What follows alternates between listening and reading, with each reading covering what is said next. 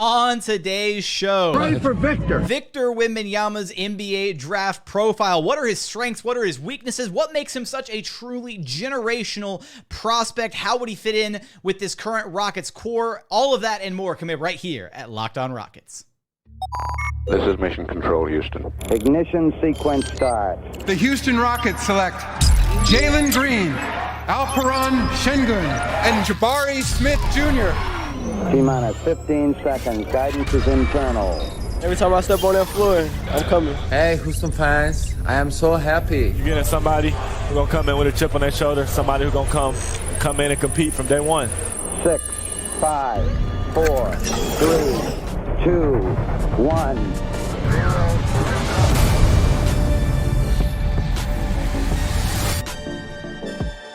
What's up, and welcome to another edition of Locked On Rockets, your daily podcast home for everything Houston Rockets basketball. As always, I'm your host, Jackson Gatlin, native Houstonian and credentialed media member. I'm also the host of Locked On NBA Mondays. Be sure to follow along on Twitter at JT Gatlin, and the show, of course, at Locked On Rockets, free and available wherever you listen to your podcasts, including YouTube. Just go to YouTube, search Locked On Rockets. Be sure to like, comment, and subscribe. Today, I want you to let me know what excites you most about the idea of drafting Victor Wembanyama to the Houston Rockets. Let me know in the YouTube comments. Read those each and every single day. And if you are an everydayer, if you watch the show every day, thank you so much for making Locked On Rockets part of your day, whether it's on the way to work, on your lunch break, at the gym. Thank you for being an everydayer. Thank you for making the show part of your day every single day. Joining us now is your weekly co-host, aspiring NBA draft guru, Madison Moore. You can follow on Twitter at MadmanLeaks. Madison, we're going to break down some Victor Wembanyama today, and it's been a long time coming. We have hyped this man up to no end, whether it's on the Twitter streets, whether it's in spaces, whether it's on Rockets Watch, whether it's here on the podcast. We have hyped up Victor Wembanyama. You've heard Wemby's name thrown around every which way, but we're going to try and unpack what makes this guy so dang special as an NBA prospect and why he's got like future GOAT written all over him. So I'm going to let you steer the bus here for a second, Madison. I'm very curious because Wemby's like, he's a tantalizing prospect, both from what he brings to the table offensively and defensively. So I'm curious, what to you, which side of the basketball are you more impressed by with Wemby? And let's roll with that part of the discussion first. The most impressive thing about Wemby is the combination of tools and skill set, right? And so honestly, this guy is one of one tools. We're talking an 8-foot wingspan, 7'4", and he has the mobility to guard out on the perimeter as well as switch, play drop, play up. You know, he can play in any type of scheme. So it definitely sounds like we're going defense first then, because you're throwing out defensive schemes like, okay, we're defense first. Got it. Yes. And you know, that was a good question because I really didn't know what was the most impressive part of it, because I think his offense is equally impressive at that size, right? But maybe impressive is the wrong word. Maybe impactful. I mean, I don't know if that's a better word for it, right? But I think. But we'll stick with defense. Yes, I think if there's anything that we can count on that Wemby can do day one, it's defense. Okay. And it's because of his extreme physical tools. I mean, honestly, I've never seen an 8-foot wingspan. I have not looked up Manute Bol's wingspan, but that's probably the closest guy to it. But those tools are absolutely ridiculous. And they allow him to cover so much ground defensively, and not only as a one-on-one player, which is also amazing that he has the lateral foot speed at that size to keep up one-on-one. Because of his length, he doesn't have to play you up. He doesn't have to play guards up. He can give you enough cushion and still contest on the perimeter. But more importantly, why most people believe that centers are more impactful defensively is because they're the guys that clean up everything, right? When mistakes are made on the perimeter, the back line is the most important part at defending the rim and making up for your perimeter defenders. You have to be able to do that. And Wemby's probably going to be the most special guy we've ever seen at doing that with that wingspan and foot speed. Honestly, Wemby can play all over the floor, But even more importantly, for Udoka in particular, and with Sengun, the Sengun on our team, Wemby I could see easily playing Robert Williams' role as a roaming four. This is the same way that Giannis plays in Milwaukee. And what you do is you put them on the opposing team's fours, who are typically the worst shooters on the team outside of the center, right? The worst offensive players, and you give them the ability and freedom to move within space and affect the game in so many different ways. Kind of just operating free safety on the floor, right? Running around, blowing stuff up, using and using that length, right, to really close off passing lanes, deter things, blow up plays, and all that stuff just from the middle of the floor. Because again, generally the guy that you're stuck on is a non-factor offensively, or at least the guy that you'd be content with. All right, he's gonna shoot a three from the corner. That's fine, we'll let him take that three, right? Right. We'll give, and then your backline, of course, can help in rotations as well. But having a guy roaming in that way gives you gives a team the type of safety net that is honestly game changing. And there's very few prospects that come out that can be superstars just on the defensive end. Their defensive impact is so great that they change the game in a way where they're superstars defensively. An example is Dwight Howard. Like Dwight Howard had absolutely no offensive game, but that is how much his defense impacted the game, whether it be rebounding and protecting the rim. And Wemby will have the ability to do that day one. Now, one thing about Wemby's defense is he can sometimes be out of position and late, but that length that he has, that otherworldly length, makes up for him being late. Like a lot of times, it definitely helps with him recovering, right? Like, it's almost like a thing where I kind of wonder where it's like, are you actually a step behind, or are you relying on your length to be able to make some of those recovery blocks, right? Or those recovery contests, just because he knows, okay, I'm long enough, tall enough, I know I can get out there. I don't have to rotate. Like, he is kind of afforded that extra half second to a second on some of those rotations just because of his length. Yeah, I mean, we just know that young players, no matter how good you are as a young player, there's growing pains when it comes to rotations. We just watched Jabari Smith go through that. But he has the type of safety net that his wingspan allows for him to make those mistakes and it not matter, right? I always go back to the play, the year the Bucks won the championship, where Giannis was able to hedge and then had the foot speed to get back and disrupt the lob. The lob that insane play. Those type of plays are going to become commonplace for Victor Wembanyama with his foot speed and length, and that type of stuff completely changes the landscape. Not to mention the mental implications of people who want to score in the paint on your team or even shoot. This guy's incredible at making up space for jump shots on the perimeter. Yeah, and yes, that's the thing that I guess the number one thing that stands out to me about Wemby defensively is, we're talking about all these different elements of the ways that he can impact the game defensively.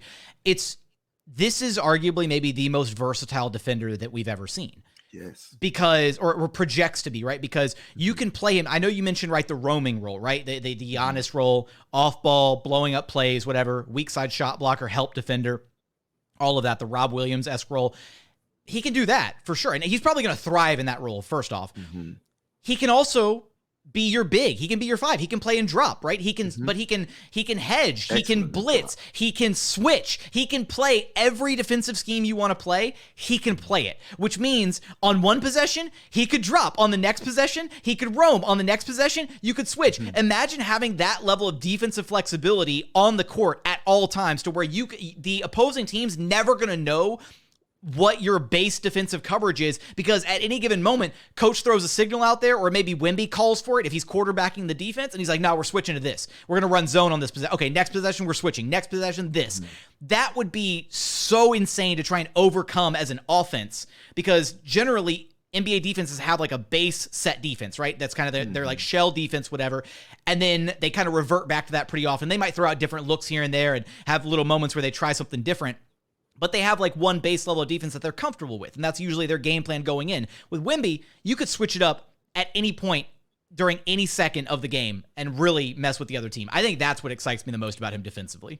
Exactly. I mean, that guy can be a Swiss Army knife on that end. And if you have a really, really creative coach, you can use him in so many different ways like you just described.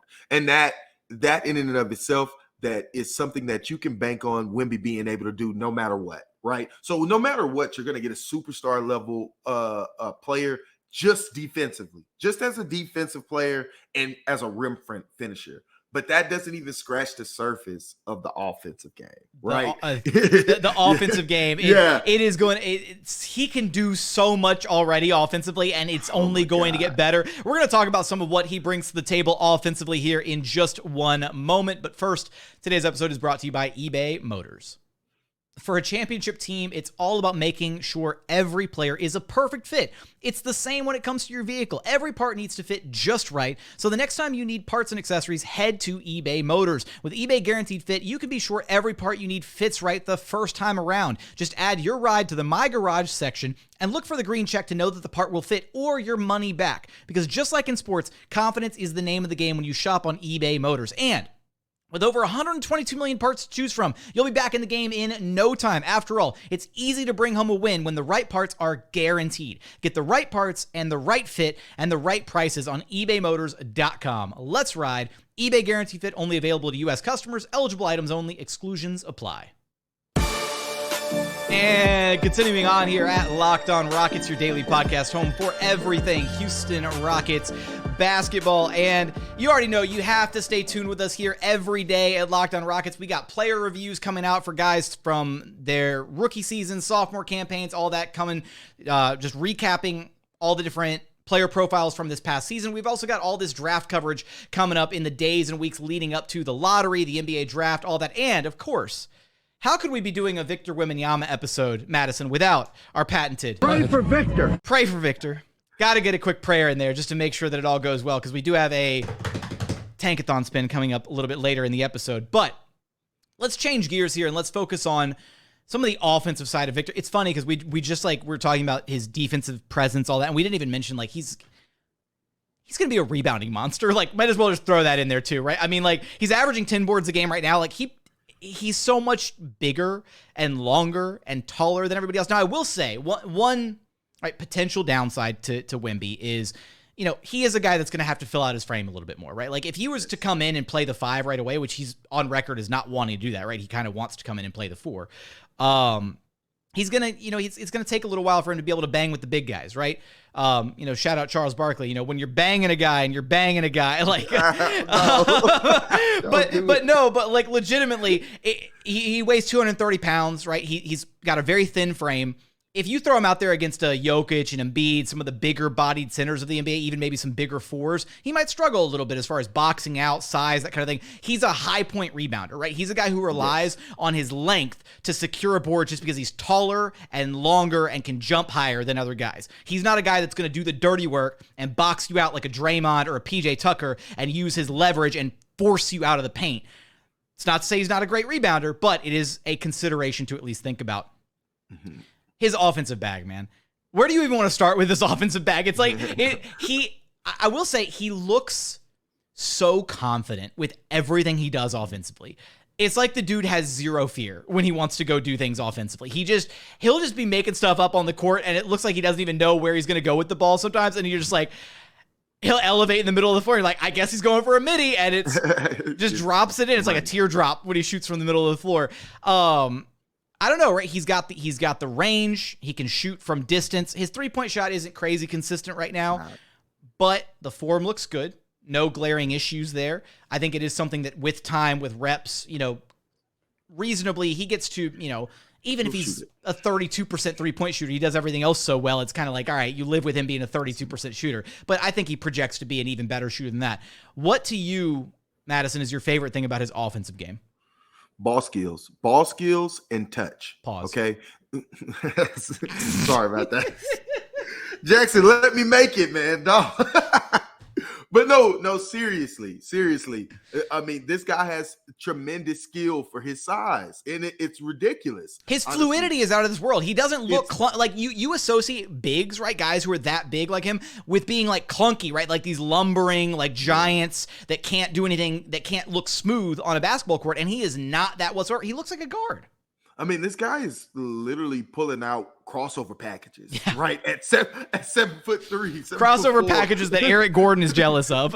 Yeah, like, I'm like, dog, what? This guy is really sizing you up like James Harden and giving you real moves, right to left, spins and everything. And his takeoff radius, he can take off from the 3-point line. On a drive in 2 steps, he's at the basket. But more importantly, he has so much touch on his jump shots and on his shots around the rim. Like he's kissing that thing off the glass with just this beautiful touch on it, and that is amazing for a guy of that size with that big of a hand. You know what I mean? For him to have that type of touch, and so. It's really interesting because he went to the team that he plays on now, and it was kind of the perfect opportunity to give him the ability to explore his game. They really gave the ball and they said, "Hey, go show us what you can do." Yeah, they basically gave him free reign. He was like, light. "All right, yes, here you right, go." Right. You have the green light. Go take every type of shot you want to take. And it produced some of the most ridiculous offensive highlights that we've ever seen. I mean, you know what I mean? 1 foot 3-pointers, step backs, all these type of ways that he flashed for shot creation. But I just want to caution everybody from these highlights because I know you guys have been seeing them. If anything, you've seen some of the viral highlights of Victor Wembanyama. But I don't think that is how he's going to play at the next level, at least immediately, right? And this is something I want fans to understand, especially Rockets fans. If Victor Wembanyama comes to our team, he can have a day one winning impact. It just will not be like that offensively, right? He's probably going to be a play finisher, and you're probably going to scale his usage up as he plays well in those smaller roles. Though players like him can be brought along much slower and have a much higher impact on winning in the same way that Evan Mobley was brought along, in the same way that Bam Adebayo was brought along as these defensive anchors and play finishers and allowed to explore their games within the confines of the offense. Now, what he's doing right now in France is they're giving him the ball and letting him just go cook and create, right? But a lot of the ways that Victor Wembanyama creates, to me, is counterproductive to his size. And like step back threes, right? This guy, nobody's contesting a 7 foot four guy. They're great for TikTok and for viral videos and whatnot. It's not necessarily the most effective use of his basketball skills to be taking step back threes, right? He's making the shot harder on himself, and that is not the point of the game. And that's why he's shooting 29% from 3. Right? Because there's a heavy dose of this creativity that he has, and you want to find this good balance when developing him to allow him to be able to tap into some of that creativity, but harness it in the right way. It's kind of like Sengun, right? There's a little bit, there's that creativity there, right? You've got, and there's so many comparisons we can make throughout NBA history, right? You can go back to Manu Ginobili, right? A little bit of that helter-skelter kind of creativity, whatever, where you just got to let Manu be Manu. Same thing with Steph Curry. Al P's got a dose of that, right? Where you've got to let some of these guys you got to let that creativity shine, but you've got to point it in the right direction too. Exactly. You have to be able to harness it. And I just, like the 1 foot threes, I don't want him shooting those. Like they're opening him up to injury. They make the shot harder on him, and they weren't going to block his shot anyway, right? I just want to ask everybody, have you ever seen Kevin Durant shoot a step back 3? It's a reason he doesn't have to. He just rises and shoots. And I expect nobody can block him anyways. Yes, exactly. I expect the NBA coach is going to get Wemby and say, none of that. No. Turn, shoot, right? None of the shake and bake, right? No, you turn and shoot because can't nobody contest your shot anyway, and you're making it unnecessarily harder on yourself, right? You can become automatic and efficient. This is about efficiency at the next level, right? And so that is what I would caution fans, is that they might simplify Victor's role and bring him along slowly in his development, but still try and foster some of the creativity that he has in his offensive game. But just as a play finisher in the dunker spot, oh my God. Like, well, either in the ball like Nerf, he's dunking the ball like Nerf goal. Nerf. You know what I mean? Yeah, exactly. And it's just like, I've never seen anything like that. Right, yeah, you can play him out of the dunker spot, and obviously with the easy one, right, is you just park him on the 3-point line and have him be a floor spacer and have him focus on actually getting that shot to a consistent place, rather than the step back threes, the floater threes, all that. But so that's an obvious one. The dunker spot, right? Have him playing out of there, and then also just having him play as the roll man, right? He's a good screen setter. He's got a good size, good frame. Sets good screens. He can pick and pop. He can roll hard to the rim. And I'll tell you what, we're bringing back this old bop. Lob threat. Because that's exactly what he's going to be, right? He is. Nobody's stopping a dude who's 7'4" with an 8-foot wingspan. You lob it anywhere in the general vicinity of the basket, and he will go and get it, right? And then throw it down. It's not that complicated. So I do think, and lastly, yeah, I just to add one of the in the mid post, like he has a mid post turnaround that is elite. You know what I mean? So you can also just on switches, you can't switch with him. That's as meant to me. You could just throw it down to him in the mid post, and he just has automatic advantage right there. So sorry, I interrupted. No, you're good. It's just the only other, I guess, word of caution that I would throw out there, right? Because we're gassing up Wemby a lot right now, and there's for very good reason, right? He's the best prospect we've seen since LeBron. I do think that for a guy that is going to command as much attention as he will offensively, the playmaking is going to be a big test for him, right? And how he handles routine double teams coming his way, right? How he develops as a passer, being able to utilize both hands, make sure that he gets comfortable and confident with that offhand, because there's going to be times when he has to make a pass and he has to rely on that left hand, and that's maybe a bit of a weak spot in his game right now, as he's maybe a little over reliant on his right hand, a bit more comfortable doing things with the right hand versus the left, and that's fine. That's something that can come with time, but for a guy like that, again, with all this offensive domination that we're highlighting here, he is going to be a guy that routinely commands double teams. And it's how he responds to that on the floor, and whether or not he's making his teammates better by setting them up with opportunities out of those double teams is what's going to transform him from, okay, he's a great offensive player, to, oh my God, he's an all-time offensive player, because he truly is unstoppable, because it's either you let him cook or he's getting his teammates the easiest buckets of their lives. Exactly. And that's another thing. Right now, his processing is probably his weakest part of his game. Now, I believe he still has the upside to be an excellent passer, right? But that is one of the weaker parts of his game, is finding guys during the double team, making that kick out pass, the finding cutters, that type of stuff. And that goes into his weaknesses on defense when we talk about him being a step late on his rotations. That is all processing, right? And so we know that young players, this is a common weakness for young players, but Wemby has at least flashed some great playmaking as well. So there's optimism that in the future that could become one of his strengths as well. But day one, his first 3-4 years in the league, passing will be an issue with him. Sometimes he can get tunnel vision, and sometimes he sees plays way too late, and then he turns the ball over. He has a 1-to-1 assist to turnover ratio right now. So yeah, that's a big glaring hole and issue that he's going to have to address at the next level, and probably is another reason why he shouldn't have the ball as much in that creation aspect. Yeah, don't let him are better. Don't let him be a play initiator out of the gate, right? Yeah. Let him be a play finisher to minimize those mistakes. Coming up, we're going to get into some of his potential fit with the Houston Rockets, possible NBA comps to give you a better idea of what we're looking at with him, and our final thoughts on Wemby as a prospect, as well as our Tankathon spin. We're going to get there in just one moment. And final segment here at Locked On Rockets, your daily podcast home for everything Houston Rockets basketball. Let's get our final thoughts in here about Victor Wembanyama, and just we'll give some comps here for anybody who if you haven't seen Victor play even a drop of basketball yet, I don't know how. I mean, the dude's highlights are everywhere at this point. And if you're a Rockets fan specifically, this was like the light at the end of the tunnel for most of the season. So I feel like most Rockets fans would have looked up at least like one highlight reel video of Wemby. But to me, Madison, his game is so unique that you can't just comp him to one player. It's impossible, right? Because we've never seen, right? With that term unicorn gets thrown around a lot, right? Oh my God, Kristaps Porzingis is a unicorn.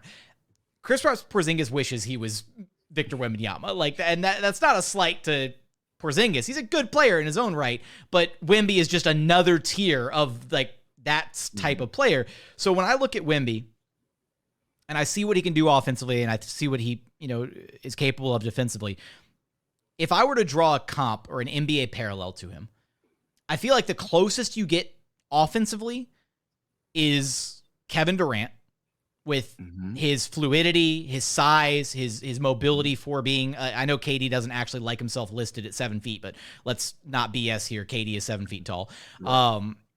So you get that side of things, the offensive side. And then defensively, maybe this isn't like a perfect one-to-one comp, but just for sheer impact on the game,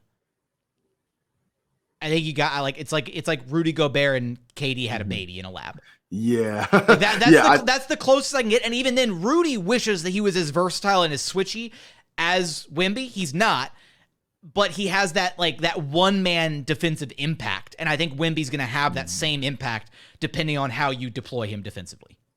I think that's a really good mashup, man. I mean, I think he's definitely going to affect the game defensively in a similar way that Rudy Gobert does, but he's just so much better laterally than Gobert, man. And so I would even add to that chimera of the two is you add in a little bit of Kevin Garnett and Evan Mobley. Ooh. Evan Mobley, defensive versatility on the perimeter, right?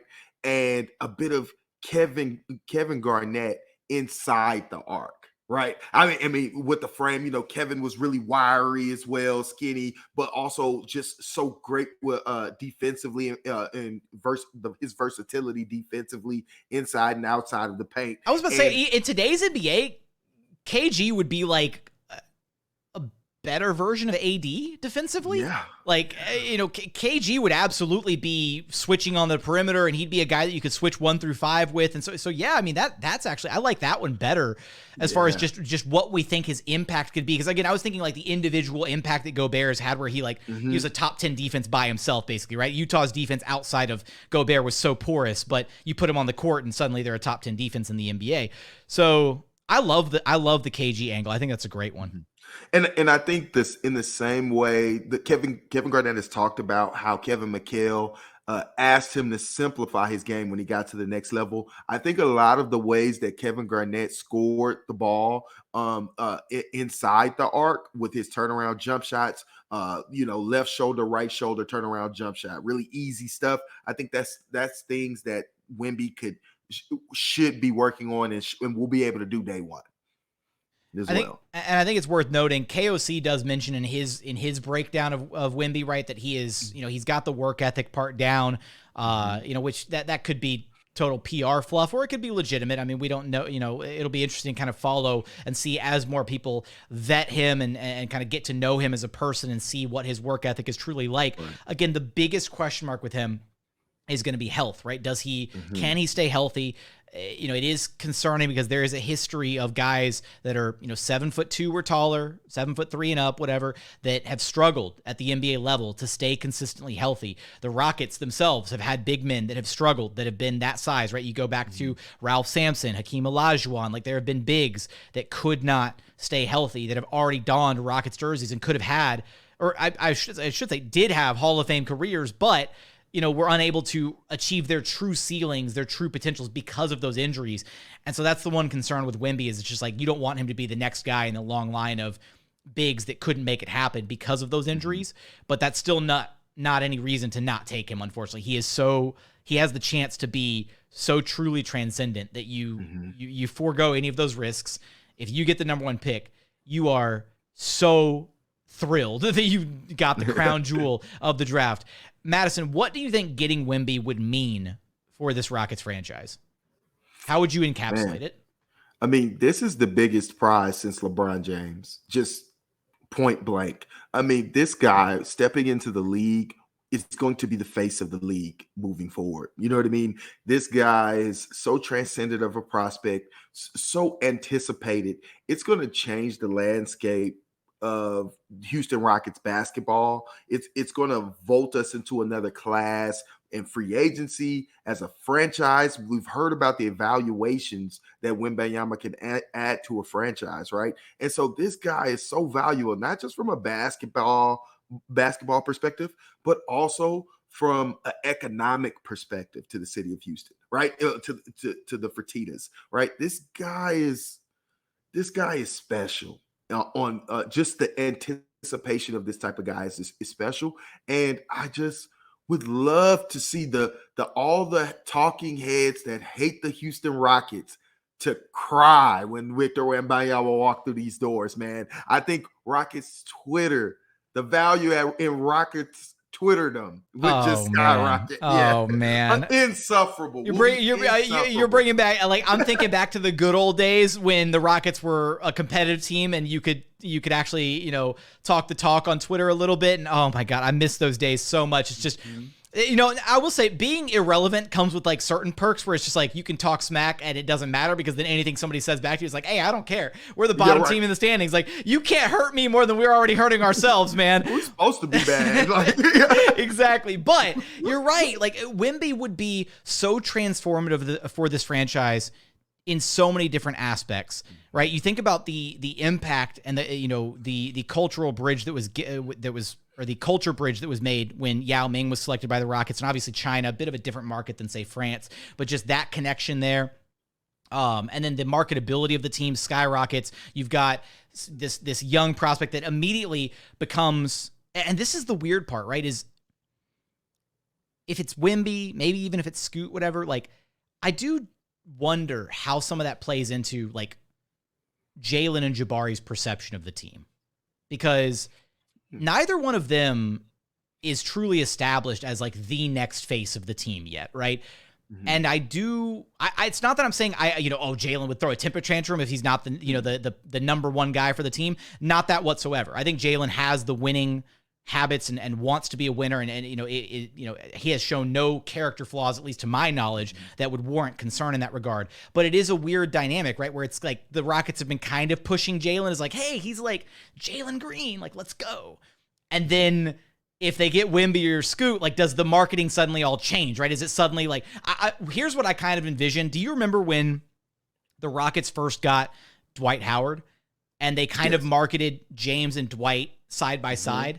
I think that's exactly the approach they'll kind of go, regardless of who they get. If it's Wemby, if it's Scoot, whatever, they're going to kind of market all the young guys as like a cohesive front, like a team unit. Exactly. And I wouldn't even be surprised if they also kind of like market like Udoka as part of this, right? And kind of make him like the figurehead for the group as opposed to any singular one player, and kind of make it a, hey, like, we are a team. We're all in this together. We're all young guys. We all want to grow and win a title one day, versus, hey, we got Wemby and he's going to be on the front of Toyota Center and Jalen's like fathead got really small all of a sudden. Like, I don't think they're going to go that route. So, yeah. So, I mean, for me, I think it's going to go exactly how you said, but even more so, you would kind of have to earn the right to be marketable, right? And a lot of Jalen and Jabari's and Alperen Sengun's marketability right now is due to upside, right? And so we're now in year 3 for Jalen. We're going into year 2 for Jabari, year 3 for Alperen Sengun. This will be year 1 for Wemby and Scoot. And although I think they'll be ready to contribute faster than our other young guys were, because the other young guys have had years and experience in the league, now their games will start to speak for themselves. And that makes you a lot more marketable when you are actually producing on the court. You know what I mean? And so I expect Jalen to take a leap this year. If not this year, next year, and his game will speak for itself that, yes, this is the guy that belongs on the poster, not just his upside. Yeah, this is the guy whose jersey you want to buy, not Wemby. Yeah, right. He sucks. No, I'm kidding. What a way to close out the episode. No, on that note, we promised a Tankathon spin. We're going to run you a Tankathon spin. Let me get it teed up over here. Madison, we spent the whole episode talking about Wemby, so I feel like it would be a disservice if we didn't both select number 1. We think it's gonna be number 1. Let's sneak in one more quick prayer here to see if we can. If you are wherever you're listening, if you're listening in your car, at the gym, in the shower, at work, slacking off, I don't care. drop what you're doing, put your hands together in unison. We're going to pray for Wemby. Pray for Victor. Pray for Victor. Whatever. I said it wrong. I said it wrong. I messed it up. I cursed us with that. No, all right, here we go. We're going to fire it up. Let's see what happens. And, oh, I'm so bad at this, Madison. 6. Oh my God. This is how we go through the whole profile episode. Bro. I get a 6. Look, here's my silver lining, Madison. My spins have been so bad here on LOR that I can only hope that it means that the actual lottery results will be in the Rockets' favor. That's the only way that I can spin this in my favor. So on that note, with that terrible pun, let all of the listeners know where they can track you down at, man. Yeah, you can come find me on Twitter at MadmanLeaks. Come interact with me. Love to talk Rockets basketball and the draft. That's going to do it for another edition of Locked on Rockets. As always, thank you so much for checking out the show. If you haven't done so yet, please consider subscribing wherever you listen to your podcast. That's Apple, Spotify, Google, the Odyssey app, free and available on all podcast platforms. We're also available on YouTube. Just go to YouTube, search Locked on Rockets. Be sure to like, comment, and subscribe. Give us your thoughts on Victor Wembanyama. Let us know in the YouTube comments. But as always, thank you so much for watching. Thank you so much for listening. And we look forward to having you back right here at Locked on Rockets, your daily podcast home for everything Houston Rockets basketball. Pray for Victor.